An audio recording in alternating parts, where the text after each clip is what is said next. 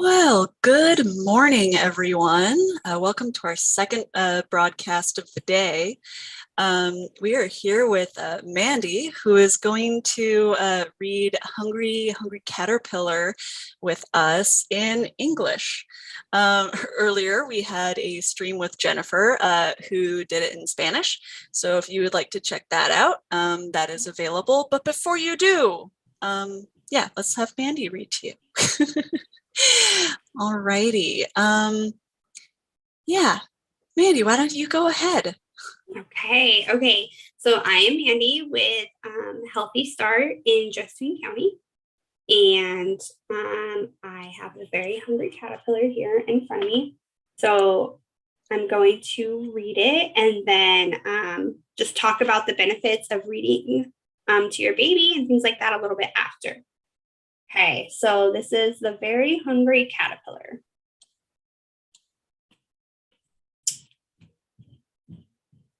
Very Hungry Caterpillar by Eric Carle. Eric Carle has a lot of great kid books. So if you guys are interested, and they're really cheap too. So, okay. Let's see. Hope you can see it.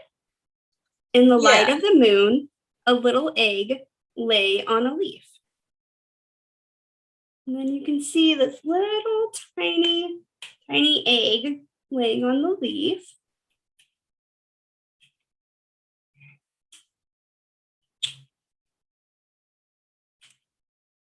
One Sunday morning, the warm sun came up and pop! Out of the egg came a tiny and very hungry caterpillar. There he is, and he's like basking in the sun, this nice happy sun here. He looks so little. Okay. So he got hungry, you guys. So he started to look for some food. There he goes. He's just starting to walk along. On Monday, he ate through one apple, but he was still hungry. On Tuesday, he ate through two pears, and he was still hungry. On Wednesday, he ate through three plums, but he was still hungry. You see the three? 1, 2, 3. 3 plums. On Thursday, he ate through 4 strawberries, but he was still hungry. He's such a hungry little guy. Can you see him like crawling in and out of the fruits and veggies? On Friday, he ate through 5 oranges, but he was still hungry. There's 5 oranges. Okay. Wait for this, you guys. Saturday, he was super hungry. On Saturday, he ate through 1 piece of chocolate cake, 1 ice cream cone, 1 pickle, 1 slice of cheese, 1 slice of salami, and 1 lollipop, 1 piece of cherry pie, 1 sausage, 1 cupcake, and 1 slice of watermelon. He like ate through every food group there is. You guys have a favorite on here? I'm kind of craving the chocolate cake today. I was going to say the same thing. Yeah, it looks very yummy today. So he ate through all that, and I'm a little jealous because he's still pretty little. But that night, after eating all that, he had a stomach ache. Oh man. The next day was Sunday again. The caterpillar ate through 1 nice green leaf. And after that, he felt much better. So that's good.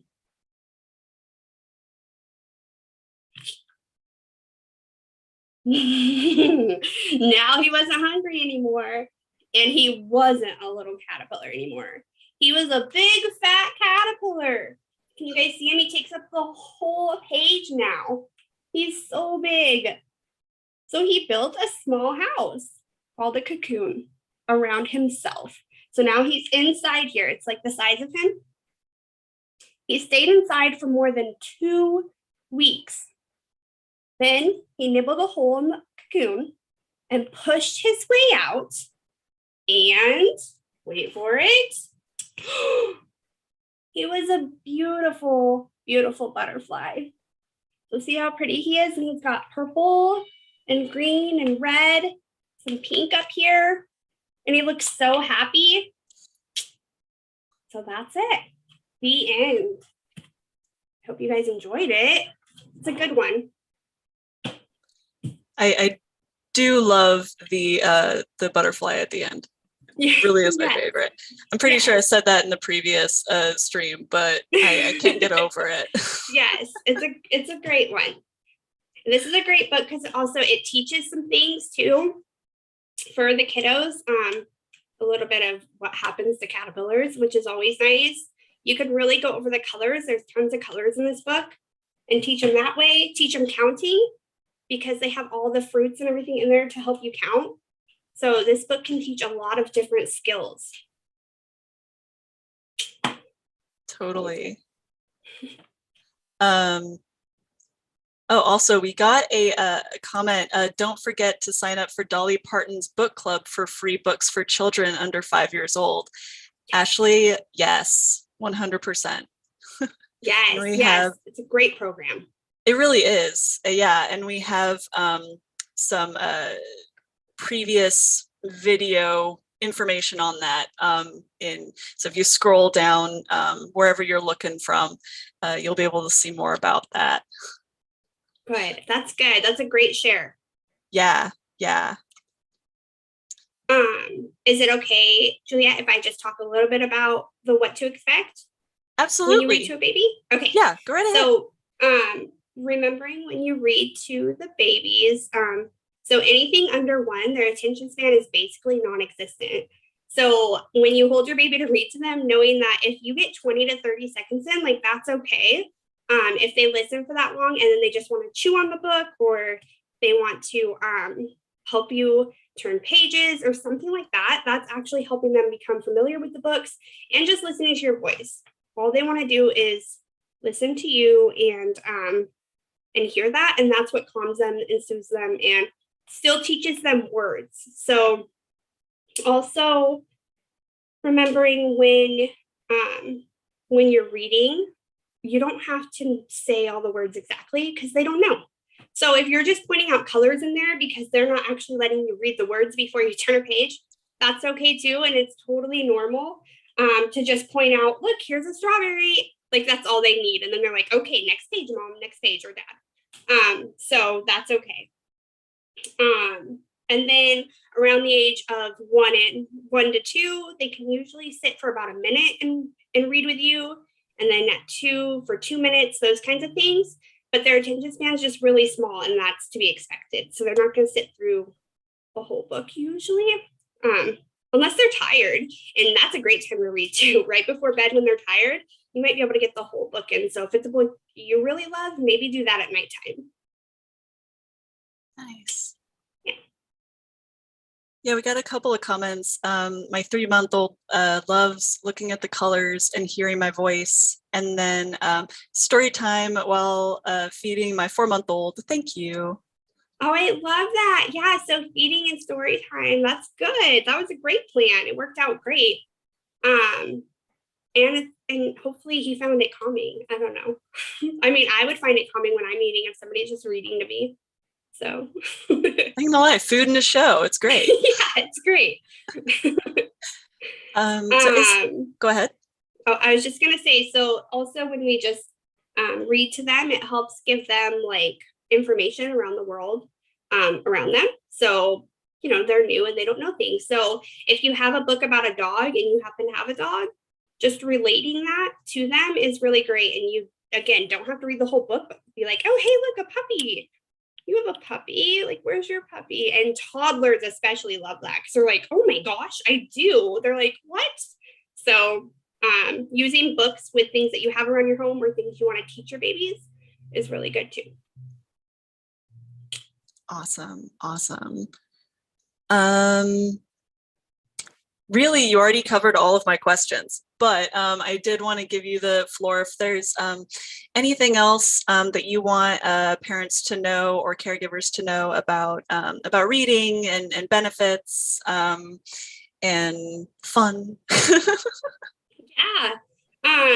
So I do just want to do like a quick shout out to local libraries.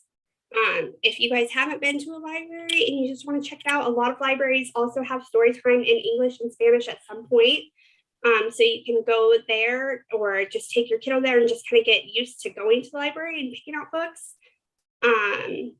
If you want to do that. And then also reading helps build your listening skills, the communication skills, and the memory skills. So I know toddlers who have been read a book maybe every day, like the same book every day for like a couple weeks, because usually when they like a book, that's the only one they want. So they may be like fascinated with the same book for a couple weeks, but then they get to know the pages and they even get to know part of the story. If it's an easy one, like Pete the Cat is another easy one where you can just remember the words, Pete the cat, Pete the cat. And so it helps them communicate and helps them feel like they can read to you because they already know what's going to happen. And that gives them a sense of independence and just teaching you, which our kids always want to teach us too. They like when they can show us something new that they've done. So that's great for just the bonding and attachment and all the skills. So make reading fun and enjoyable, and it should not be a chore. It should just be fun. Very cool.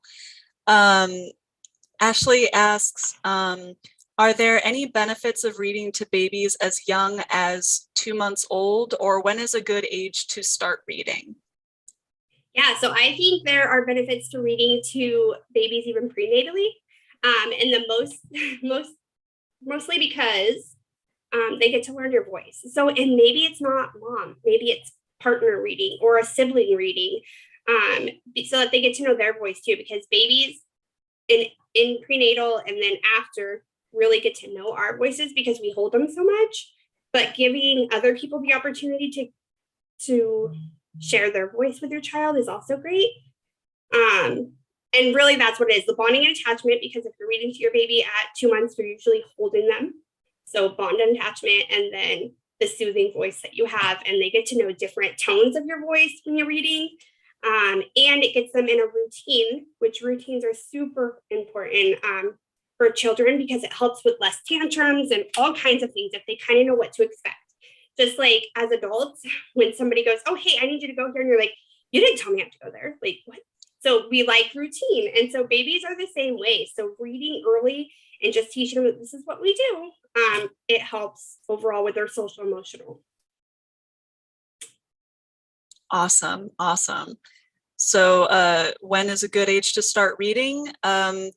Like, there's always a good age to read. Yes, always.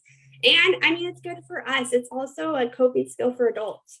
So even if it's not a children's book that you're reading prenatally and it's like a magazine or a parenting book, like any of that stuff helps us calm ourselves as well. So sometimes it's just the benefit for us and not even the baby, but it's just like a 2-for-1.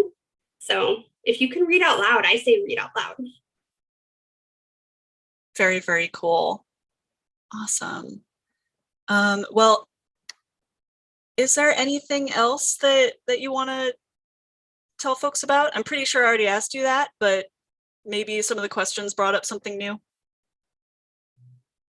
I don't think so. Other than, I don't think so. I think if you're interested in the Dolly Parton thing, or just receiving a book, because maybe you don't have a book and you don't know how to get one, I say reach out to somebody at Help You Start, and we will make sure we get your child a book. So that's all. Absolutely. And yeah, even if your library for some reason doesn't have Dolly Parton, like they will also be able to help you like find places where you can get a book from. They should know that. Pretty sure they will. Yes. Yeah. They're good about knowing those sorts of things. Yes. Fantastic. All righty. Well, thank you so much, Mandy, for being here with us this morning. We are going to have one more live stream today, we're going to be hearing about the purple cry period. And then right after that same stream, we're going to be talking about prizes and who got some. So stick around. Have a good one, y'all.